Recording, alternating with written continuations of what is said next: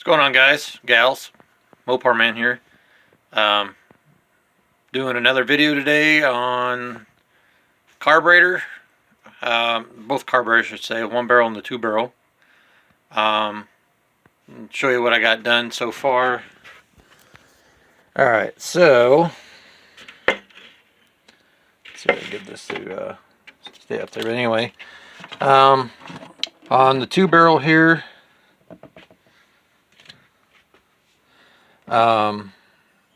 I've pretty much got everything done in the throat of the carburetor on this one. That's all done. Got the throttle rod and throttle plates, the butterflies, whatever you want to call them. I got, I don't know if you can see that, see how I got the some material taken out in between the screws and on the rod to help out flow. Got the around in here, got the I took the screws out and got this, all these sharp edges in here, because when they machined it out, it had real sharp edges here and on the here, and then I smoothed them out, put the screws back in. The top part of the throttle plates, the butterflies, whatever you want to call them, I knife edged the top sections, and then let's see if you can see it a little bit better. Anyway, yeah, so they're all knife edged, so they got good flow radius. I did both sides of the throttle rod, the pivot shaft, however you want to call it. I also took off the excess screw sticking out the back, the threaded sections that help out with the flow, smoothed all this stuff out. Got that done. Here's the since it's going to be a daily driver, I knife edged the top corners and the very top edge of this. This was my mistake. Got it in a little too close with the Dremel tool and slash actual auto body cutoff wheel, but that's all right. It's not going to affect it. But anyway, got the area of this rod and the flow path thinned down. Once I get this put back together, I'll make sure to grind off any excess shaft that's threaded here on the back side of that. This is pretty much done. As you can see, I modified this. Used to have this big square rectangular, or not square, rectangular chunk sitting right here, and what I did was I just came in with a Dremel attachment with the little cutoff wheel. Came in here as close as I could, made a cut in the bottom on this side, and then come in on this side and made a cut as far as I could, and then I cut down through this section here and this section here with the actual auto body cutoff wheel.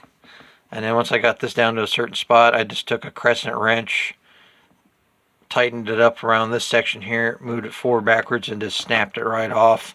And then once I got that off, took this plate and came in here with files and sandpaper and got all this smoothed out, so when the air comes down, there's not an open pocket that the air is bouncing around causing turbulence in this little originally in this pocket, because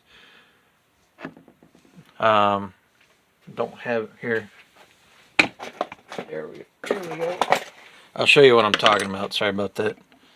This is not the original base gasket, but I will be getting this. I think this is off of a oil filter or whatever, but it works for the time being. And let's see, turn this around. As you can see, the air would come in through the air cleaner, come down here, and it would hit this, and then all kinds of turbulence. Well, now it comes in, and some of it might go down in that hole, but most of it will just come in and then slide right off and go down into the throat. I was thinking about taking another one of these, or taking this off and welding, spot welding just a tiny little piece of sheet metal on this end to cover them holes up from the back side of this plate. But anyway, now and then what I'll do is once I get, let's see here, once I get this, a collar welded up and a flat piece of plating going over the top of the collar from the metal supply place that does all the different metal welding, including aluminum. Get that all taken care of, and it'll have a nice transition for all the air coming in and going down through here. But anyway, this will be, the air hat will be sitting down on gaskets, and then I'll smooth out this transition here to where it's not flat and it'll be curved as well. But as far as everything else inside the carburetor, it's pretty much been maxed out. Now what I am going to do here is I might curve this in a little bit on the side, make it more aerodynamic. That's about all I can get. And any air that hits in here already goes through that hole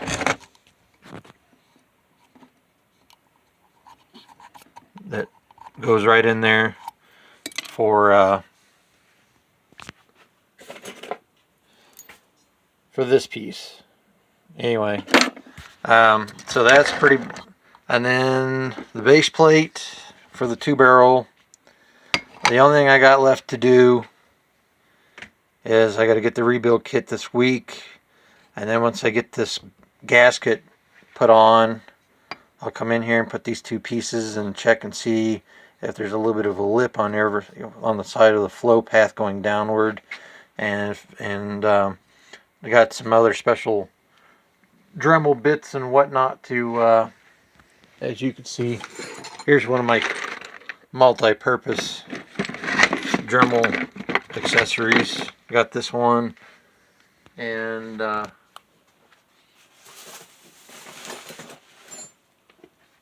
another little box of accessories and stuff like that too, different grinding and cutting and whatnot and shaping. But anyway, I'll come in there probably with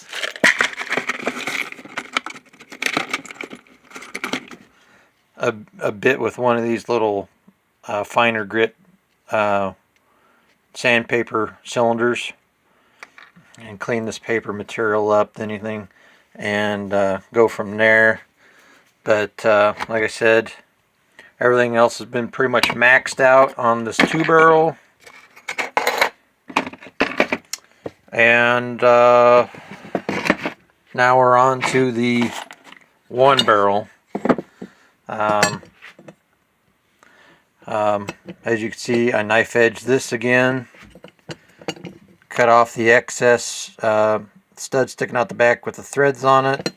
I also, I don't know if you can see it in this photo vert. Let me put on the light here. There we go. That helps a lot. As you can see, that back choke pivoting rod, I took some material off the back of this too to increase the flow, and I cut, remember them little towers, little rectangular towers that were sticking up? So yeah, there was just like way too much material in the way, and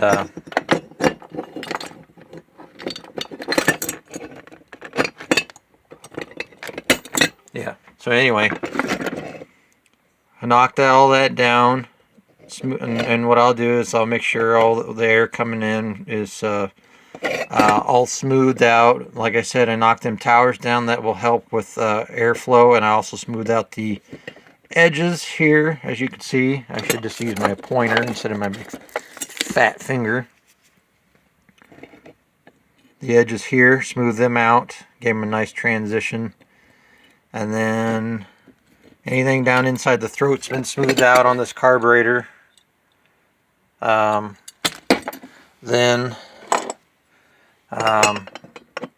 as you can see,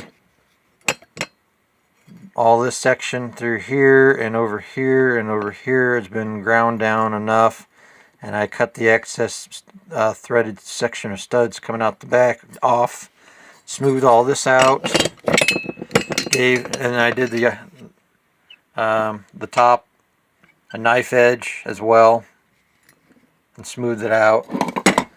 And like I said in the previous videos, in case you missed it or you haven't seen the other ones yet, I've pretty much smoothed or ground down the walls on this section here as far as it can go without it getting too thin and cracking or whatever. Smooth out all these transitions down in there. So yeah, pretty much maxed everything out. I'm just waiting on David Vizard and Andy to, or maybe it's just Andy. I have. It's been a while since I watched the videos, but they were supposed to just find out whether the jets will need to be jets and another piece. I think it's these things right here.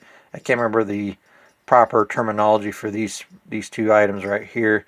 I think they said they either need to be lengthened or increased in size or something. I don't remember exactly what they said. It's been a while, like I said. But waiting on that information. And I took this to that metal supply place I went to last time. I talked to them about putting about a 2-inch neck on this, because I couldn't find anything low budget to put on here, like one of them PVC pipe caps to go on the outside of this, and then just rough it up and paint it to try to match.